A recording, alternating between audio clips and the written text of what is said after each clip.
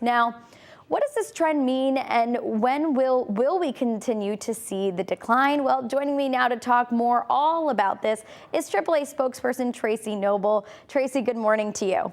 Good morning. Thank you for having me.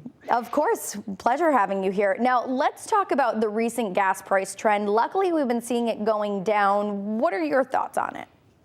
Well, over the course of the summer, we've seen people change their driving habits. So once that price of gasoline reached that $4 mark and was creeping up on $5 per gallon, almost 70% of Connecticut drivers that were surveyed indicated that they were changing their driving behavior. So that change in behavior drove demand down a little bit.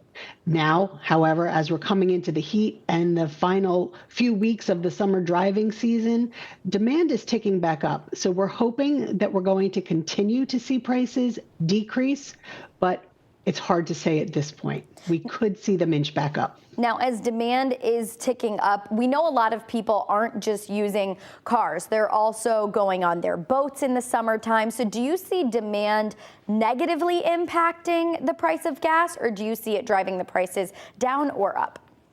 Well, as demand increases, we tend to see the prices at the pump go up as well.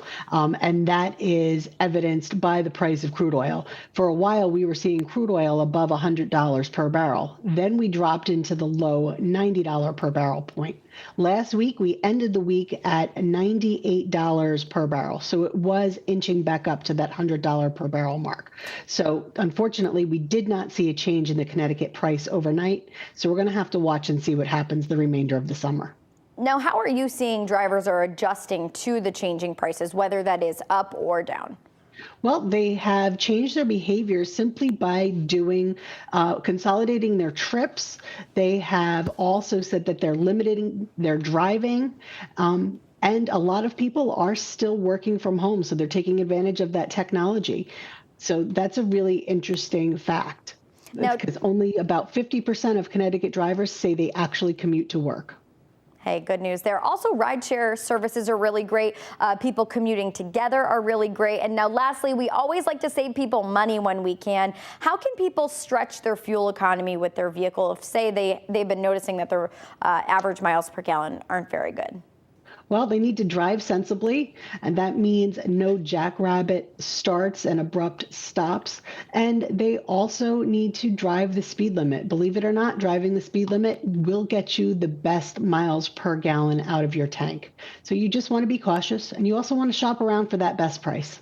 Absolutely. Really important information right here. Anything and everything that we can do to get that fuel economy up, get people really understanding that the way that they drive can negatively or positively impact their fuel economy right there.